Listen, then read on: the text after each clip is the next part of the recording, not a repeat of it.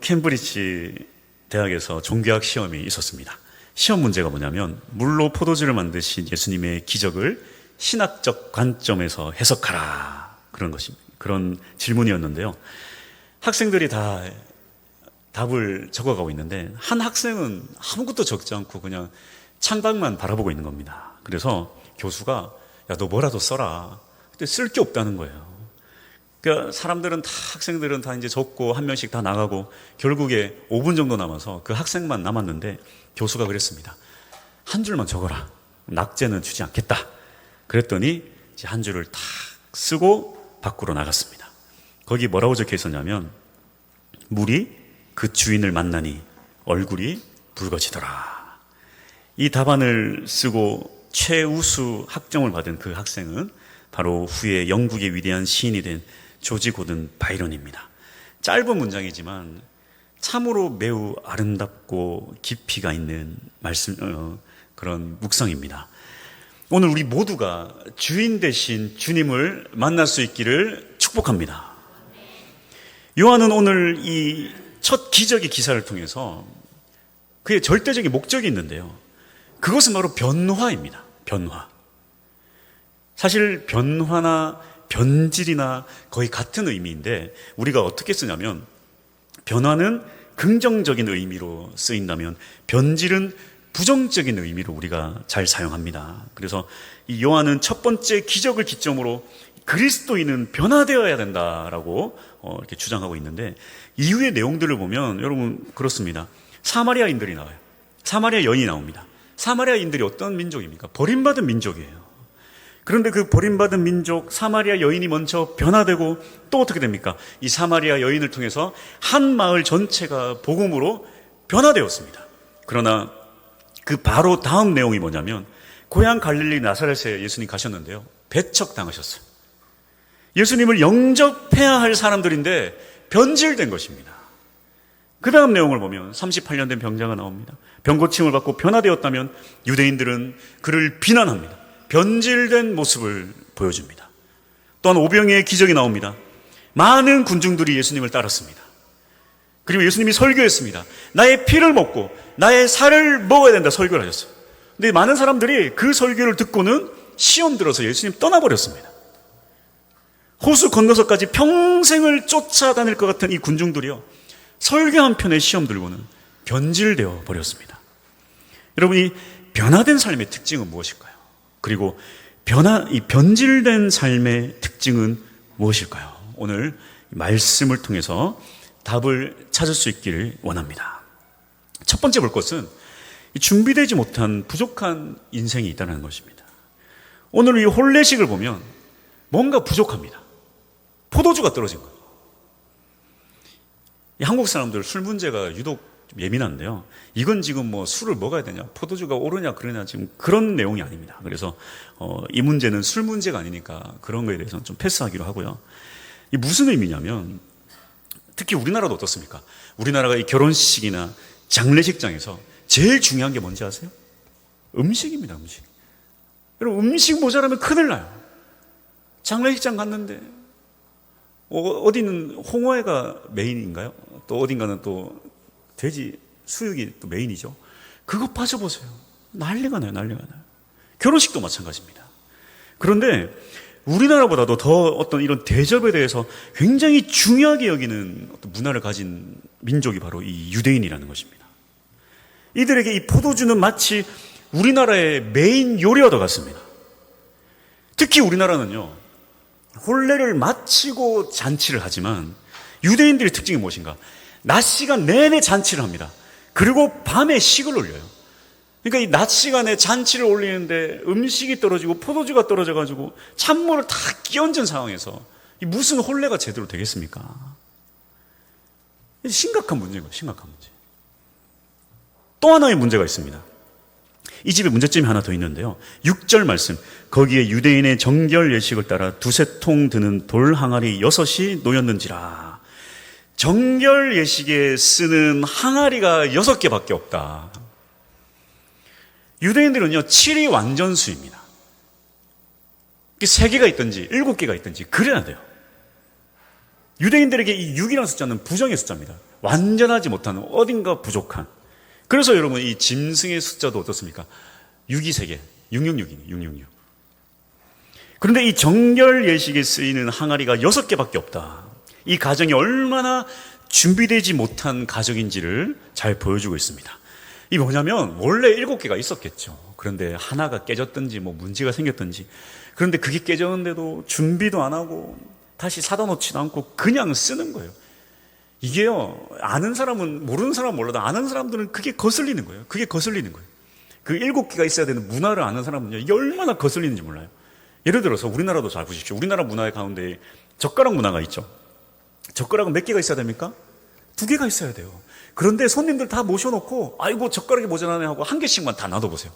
거슬립니까 안 거슬립니까? 이 뭐 하자는 거지? 그러니까 포크를 쓰세요. 여러분, 아이고 이 잔치가 이거 뭐 준비가 된 거야 안 된 거야? 신경 쓰이는 거예요. 이게 뭔가 신경 쓰이는 거예요. 정결 예식에 쓰이는 항아리가 6개밖에 없다. 신경 쓰이는 거예요. 이런 말이 있습니다. 장례식은 자식 손님들이 오는 자리고, 결혼식은 부모 손님들이 오는 자리다. 그래서 결혼식이 잘못되면 누가 욕을 먹습니까? 부모가 욕 먹어요. 요즘 젊은 사람들이 결혼식을 좀 자기 마음대로 하려고 하는데 그 잘못된 겁니다. 왜냐하면 막 주례도 안 하고 축복도 없고 뭐 마음대로 해요, 마음대로. 그런데 그런 거 다 자기가 욕 먹는 게 아니에요. 누가 욕 먹습니까? 부모가 다 욕을 먹어요, 부모가. 1절에 보면 예수님의 어머니가 이 혼례에 먼저 와 계셨습니다. 그걸로 봐서는 지금 이 결혼식은 마리아의 자매나 아니면 가까운 친척으로 예상할 수 있어요. 그러니까 포도주가 떨어지니까 마리아가 먼저 나서서 지금 막 수습하려고 하는 겁니다. 큰일 났다, 큰일 났다. 다시 말해서 이 혼례식은 지금 뭔가 대단히 부족한 혼례식이에요. 준비가 덜 된 혼례식입니다. 우리가 변질되는 첫 번째 이유가 무엇입니까? 바로 이 부족한 인생, 준비되지 못한 인생을 살아간다는 것입니다. 이게 무슨 그리 큰 잘못이라고, 이게 무슨 변질이라고 우리가 생각할 수 있어요. 하지만 성경은 이러한 준비 부족에 대해서 계속해서 경고하고 있습니다. 10처녀의 비유를 보십시오. 마태복음 25장 2절. 그 중에 5은 미련하고 5은 슬기 있는 자라. 미련한 자, 준비되지 못한 자, 슬기로운 자, 준비된 자. 바울은 준비된 삶에 대해 이렇게 권면합니다. 데살로니가전서 5장 2절. 주의 날이 밤에 도둑같이 이룰 줄을 너희 자신이 자세히 알기 때문이라. 주의 날을 매일매일 준비하라는 것입니다. 준비되지 않은 자들은 도둑같이 만다는 거예요. 5장 3절. 그들이 평안하다, 안전하다 할 그때에 임신한 여자에게 해산의 고통이 이름과 같이 멸망이 갑자기 그들에게 이르리니 결코 피하지 못하리라. 변질된 인생의 이 대표적인 모습입니다.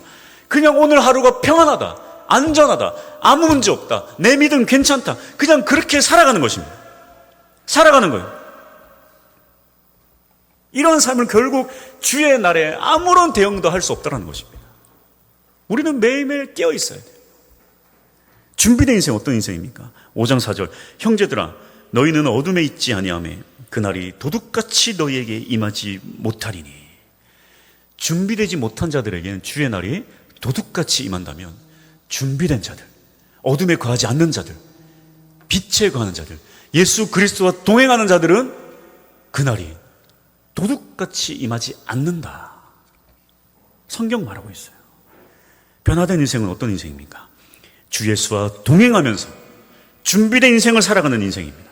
변질된 인생은 어떻습니까? 영적 나태함으로 대충 부족한 그대로 그냥 살아가는 사람입니다. 변화된 인생은 언제나 준비가 완료된 인생이에요. 주님과 동행할 준비가 된 인생, 주님께 순종할 준비가 된 인생입니다. 변화된 인생의 특징을 한 번 더 보겠습니다. 두 번째, 주인에게 순종하는 종의 모습으로 살아가야 한다는 건데요. 특히 오늘 이 본문에서 가장 은혜 받은 자들은 누굴까요? 바로 하인들입니다. 이 하인들은요, 혼례식이 그렇게 굉장히 혼례식과 중요한 관계가 있는 그런 사람들이 아니었습니다. 그냥 시키는 대로 일만 하면 되는 자들, 그냥 하인들이에요.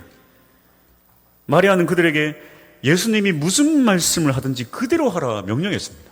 그냥 시키는 대로 하는 거예요. 시키는 대로. 항아리 6개, 물을 아기까지 가득 채워라. 채웠습니다. 그냥 그걸 손님들에게 갖다 줘라. 갖다 줬습니다. 근데 물이 최상급 포도주로 변해 있었어요. 언제 변했는지 모르겠어요. 물을 넣을 때 변화됐을까? 항아리 안에서 변화되는지, 그걸 떴을 때 변화되는지, 갖다가 부었는데 변화되는지 몰라요. 중요한 것은 이것을 하인들은 다 봤다는 겁니다. 경험했다는 거예요. 그날 그들은 하인이었기 때문에, 종이었기 때문에 가능한 일이었습니다. 여러분은 예수님을 어떤 수준으로 믿으십니까? 여러분, 이 상담이란 게 있는데요. 상담은 문제 해결에 많은 도움이 되기도 하지만 또 이 목회적 관점에서 보면은 이 상담만으로는 큰 변화를 일으키기 어렵다는 견해가 많습니다. 왜냐하면 이 상담을 필요로 하는 대부분의 사람들은 자신의 문제를 심각하게 여기고 이것을 고쳐 나가야 되겠다, 그런 생각보다는 그냥 이 상황을 좀 벗어나고 싶다, 아니면은 좀 하소연 들어줄 사람이 필요하다, 좀 공감받고 싶다, 그런 사람들이 대부분이기 때문입니다. 그래서 이 TV에서 나오는 유명한 상담하시는 분들도 뭐라고 얘기하냐면 본인의 의지가 중요하다, 본인의 의지가 중요하다, 그런 얘기를 많이 해요. 그래서 상담가에게 바라기를 딱 어느 정도만 바라느냐, 예를 들어서 그냥 상담가로서 상담 정도만 해줘라, 그냥 딱 내 말에 공감만 해줘라, 더 깊이 들어오지 마라, 다 선을 끄면요 그 이상 할 수 없다는 거예요. 그러니까 상담의 특징은 뭐냐면 이 상담사에게 초점이 맞춰져 있는 게 아니고 상담받는 사람에게 초점이 맞춰져 있어요. 상담을 받는 사람이 마음의 문을 여는 딱 그 수준까지만 갈 수 있다는 거예요. 그 이상 깊이 갈 수가 없어요. 상담가가 아무리 뛰어나도 받는 사람이 마음의 문을 여는 그 수준까지만 갈 수 있다는 거예요. 이게 상담의 특징입니다. 그래서 목회적 관점으로 보자면 목회적으로 상담하며 나갈 때 그 사람의 마음의 문을 여는 그 수준까지 밖에 갈 수가 없어요. 그런 한계가 있습니다. 우리가 왜 예수님의 위대한 일을 경험하지 못하는가? 과연 예수님과 나와의 관계가 이 주인과 종의 관계가 맞는가? 이것부터 검토해 보셔야 돼요. 대부분의 사람들이 자신은 주님의 종이다, 주님은 내 주인이다, 이렇게 고백하며 나가지만 실제의 삶은 그렇지 않다는 거예요. 많은 사람들이 주님을 내 문제를 상담해주고 공감해주는 상담가 수준으로만 여긴다는 것입니다. 내가 더 깊이 나가지 않아요. 왜 우리가 말씀이 선포되는데 순종하지 않습니까? 왜 어떤 말씀은 은혜가 되고 어떤 말씀은 별로입니까? 지금 이 예배가, 이 선포되는 말씀이 주인이 종에게 내리는 그런 명령이 아니라 상담과의 위로와 공감 수준으로 우리가 받아들이기 때문입니다. 그래서 마음의 위로가 되고 공감이 되면 은혜가 되는 것이고, 내가 받아들이지 못하면 그게 은혜가 안 되는 거예요. 이것이 바로 이 두 번째 변질입니다. 두 번째 변질이 바로 이것이에요. 주님과 나와의 이 주종관계입니다. 주종관계의 변질. 예수님의 이 주인 되심이 변질된 거예요. 말씀의 절대적 권위와 권세가 변질된 것입니다. 무너진 거예요, 말씀이. 말씀의 무력화, 말씀의 상품화, 말씀을 쇼핑해요. 듣기 좋은 말씀 담고 듣기 싫은 말씀 버려요. 그러니 당연히 삶의 실천이 없죠. 순종도 없습니다. 예수님이 주인도 아니고 우리가 종도 아니에요. 좋은 예수와 싫은 예수를 골라내는 것입니다. 이게 바로 이 상담가 수준으로 예수를 믿는 믿음이에요. 그 기준이 내게 있어요. 주님, 내게 이 정도까지만 접근하시라. 주님, 내게 이 정도까지만 작용하시라. 내 삶에 이 정도까지는 들어오지 마시라. 그 기준이 내게 있는 거예요. 변화된 사람들을 보십시오. 주님이 주인입니다. 어디 종이 감히 주인한테, 어디 감히 주인 되신 그분이 내게 말씀하시는데 그 앞에서 거역한단 말입니까? 무릎 꿇고 그분 앞에 통회하며 나가야죠. 어디 반항합니까? 그분 앞에. 그래서 여러분, 변화된 사람들은 특징이 뭐냐면 소소한 것들은 잘 몰라요. 소소한 것 가지고 여러분 판단할 수가 없습니다. 그래서 보면은 막 그런 게 있어요. 예를 들어서 저도 이렇게 그 전에 제 차에 이렇게 신방하러 다니면서 차에 이렇게 성도님들을 태우고 다니고 그랬는데요. 어떤 성도님들은 그렇게 말씀하세요. 아유, 목사님은 MBC 들으시네요. 라디오를. 왜 저기 기독교 방송 안 들으세요? 목사님 빨리 바꾸세요. 사람들 시험 들어요. 저한테 그러더라고요. 그럼 TV는 기독교 방송만 봅니까? 영화는 기독교 영화만 보세요? 제가 반문을 했어요. 무슨 얘기냐면, 막 소소한 것에 굉장히 중요하게, 이렇게 믿음을 중요하게 여기는 그런 것들이 있는데, 저는 그래요. 이 소소한 것들로 판단할 수가 없어요. 여러분, 가요 듣는다고 죄된 인생입니까? 찬양만 듣는다고 믿음의 사람이에요. 그거 가지고 판단할 수 없다는 거예요. 판단할 수 없다는 거예요. 진짜 중요한 것은, 이 변화된 사람의 특징은 뭐냐면요, 정말 중요한 결단 앞에서 주님 앞에 자복하고 믿음으로 결단하고 주님 앞에 나아간다는 거예요. 순종하며 나아간다는 거예요.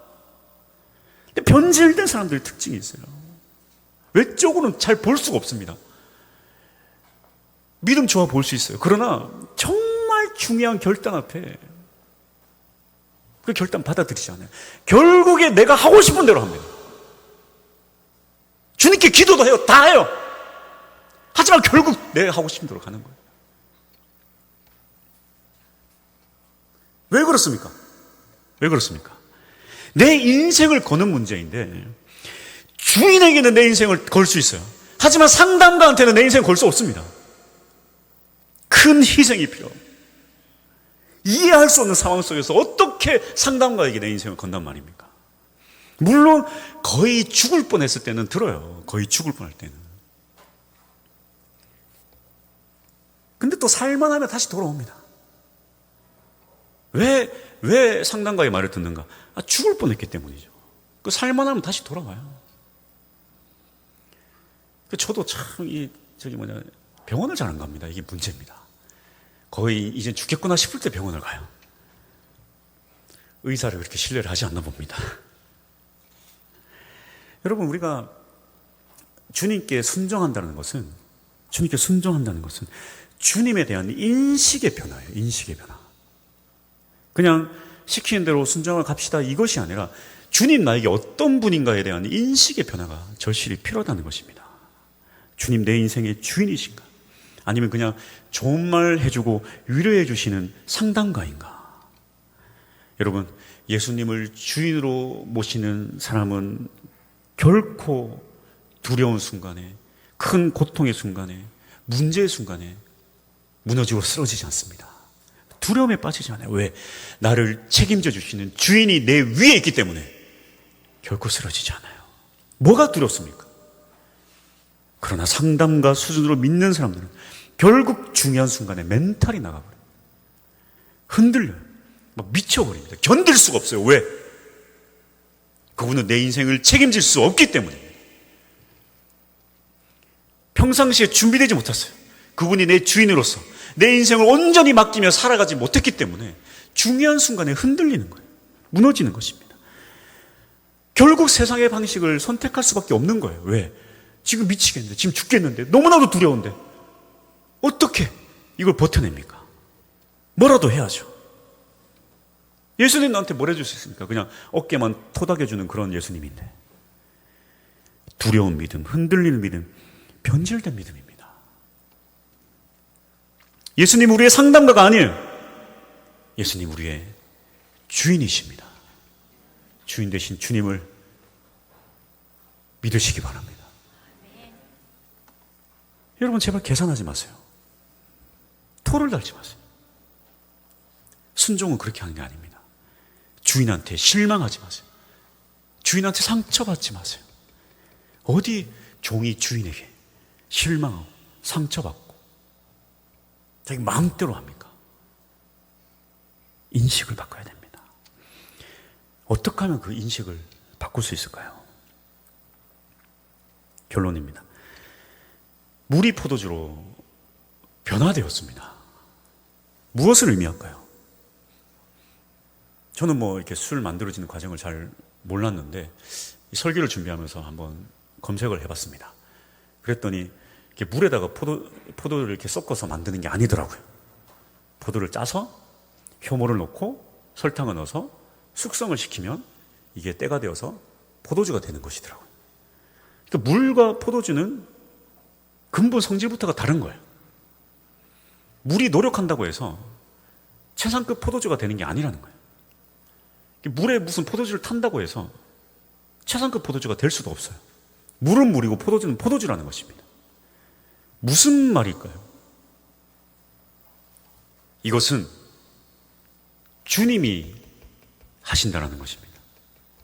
다시 말하면 변질은 내가 하는 것이고 변화는 주님이 하는 겁니다. 변질은 내 작품이고 변화는 주님의 작품입니다. 변질은 결국에 가만 보면 나에게 영광을 돌리는 것이고 변화는 결국에 하나님께 영광 돌리는 거예요. 이게 이 변질과 변화의 차이점입니다. 그러니까 우리의 삶을 잘 살펴보셔야 돼요. 지금 감사가 있는가? 지금 주님께 영광을 돌리고 있는가?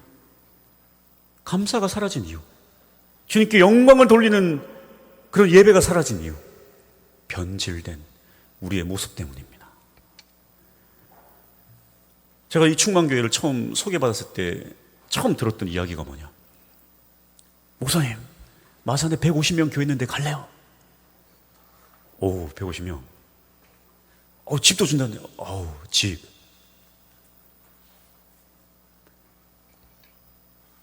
아, 150명이라고 하니까 계산이 되는 거예요. 제가요, 평생을 주님 가는 길로, 주님 사역지로 보내는 곳마다 제가 주님 뜻대로 가겠습니다. 그렇게 정말 불모지 같은데 이렇게 사역을 다녔습니다. 이 큰 교회는 제가 한송교회가 처음이었어요. 거기서 사역하면서 저도 변질됐나 봅니다. 150명. 그래서 왔어요.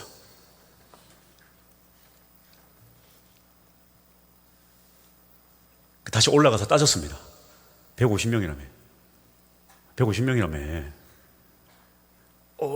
나도 전에 들은 얘기라서 한 달 정도 시간적 여유를 두고 처음에 기도도 안 나왔습니다. 왜냐하면 내 안에서 변화된 마음과 변질된 마음이 막 싸우고 있는 거예요. 한 마음은 뭐라고 하고 있냐면, 한 마음은 막 이런 얘기를 합니다. 야, 네가 어떻게 여기까지 왔는데? 야, 네가 어떻게 여기까지 왔는데? 또 하나의 마음은 무엇이냐면, 야, 네가 언제 네 하고 싶은 대로 하고 살았니? 언제 네가 네 인생 계획하며 살았니? 네 뜻대로 네가 하고 살았어? 하나님이 다 너의 길을 인도해 줬지. 네가 언제 그렇게 살았니? 너 인생의 모토가 묻지도 따지지도 않고 주님 원하시는 곳에 가는 게 너 인생의 모토가 아니었어? 너 왜 이렇게 변했니? 이 두 가지 마음이 공존하고 있는 거예요. 가만 보니까 어떻습니까? 하나의 마음은 뭡니까? 하나의 마음은 주인공이 누구예요? 나야, 나. 내가 지금, 응? 야, 네가 어떻게 여기까지 살아왔는데? 변질된 마음.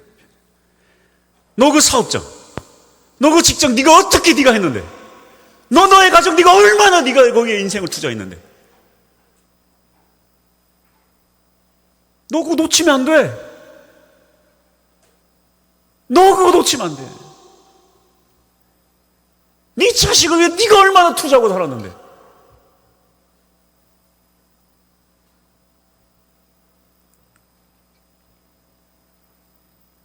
변질될 마음이 주체는 나예요.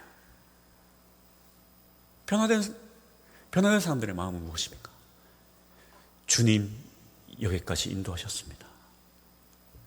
내 인생이 이 결단으로 인해요 조금은 어려워지고 희생이 필요할지라도 주님 원하신다면 그곳으로 가겠나이다. 내 자식이 조금 손해보고, 내 가정이 조금 손해보고, 내 사업장이 조금 손해보고, 내 직장에서 조금은 내가 문제가 생기더라도 주님 원하신다면 그 길을 가겠나요? 그 주체가 주님일 때 그것은 변화입니다.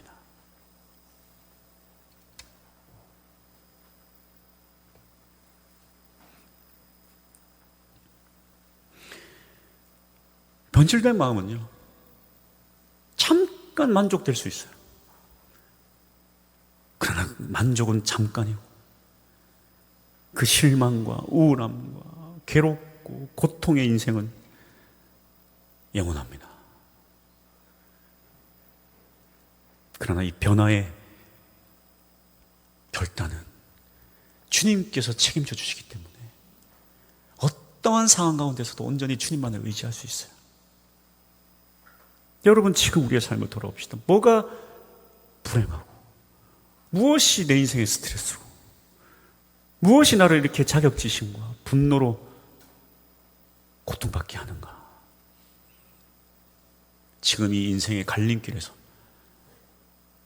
변질된 나의 더러움을 내려놓고 변화된 인생을 살아갈 수 있는 우리 모두가 될 수 있길 축복합니다. 할렐루야. 찬양합시다.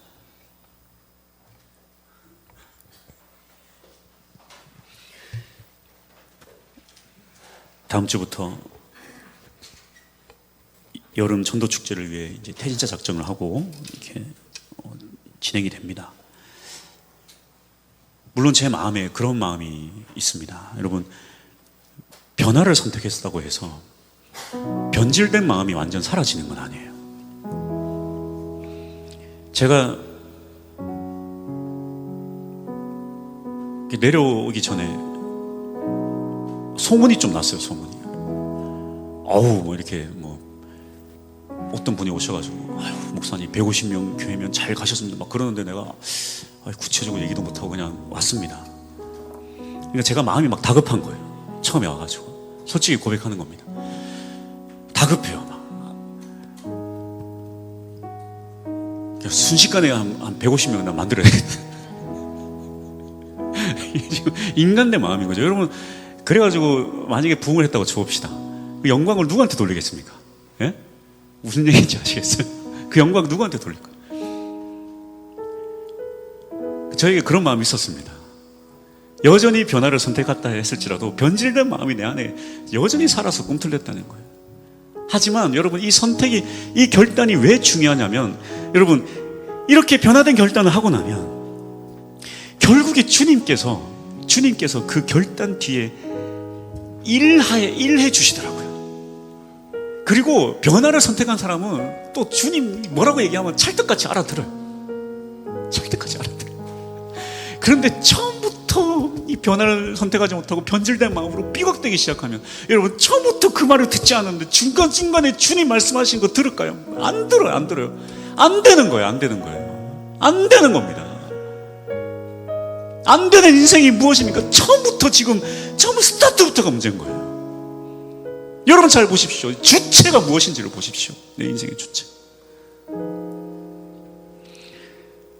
결국에 주님 앞에 이 선택을 하고 나아가면 결국에 주님 주시는 마음이 뭐냐면 한 영혼을 천하보다 귀히 여기는 이 마음을 주시는 것을 저는 사실 몰랐습니다.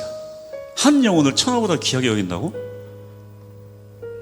성경적으로 어떤 이론적으로 이해는 했었지만요, 그거 제 살로 다가오지 않았어요.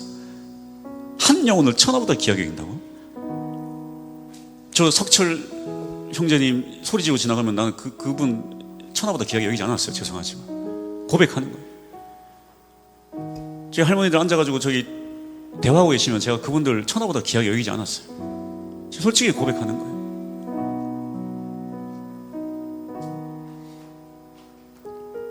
근데 이 땅을 향해서 눈물을 흘리기 시작할 때 주님께서 그 마음을 주시기 시작하면서 제가 깨닫게 되는 거예요.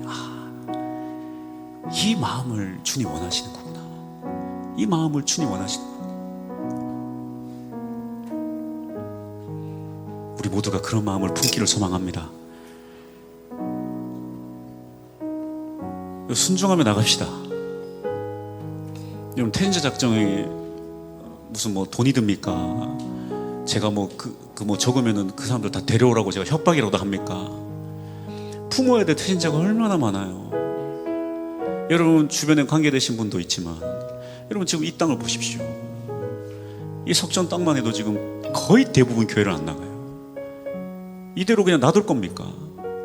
여러분 여기 초등학교 아이들 그대로 놔둘 거예요? 중학교 아이들 그대로 놔둘 거예요? 대부분 교회를 안 나가요. 제가 학교 앞에, 중학교 학교 앞에 전도 나갔다가 충격에 빠졌어요. 교회 다니는 아이들이 없어요. 품어야 될 영혼이 이렇게 많은데 태진자 품을 사람이 없다고요? 적으십시오. 마중, 마산중학교, 의신여중, 우리 교회에 나오는 아이들 학교입니다. 적으십시오. 기도하십시오. 그렇게 적고 기도하고 나가야 돼요. 그렇게 한 영혼을 품는 거 순종하며 나갑시다. 그것이 주님 정말 원하는 종으로서의 삶입니다. 할렐루야. 우리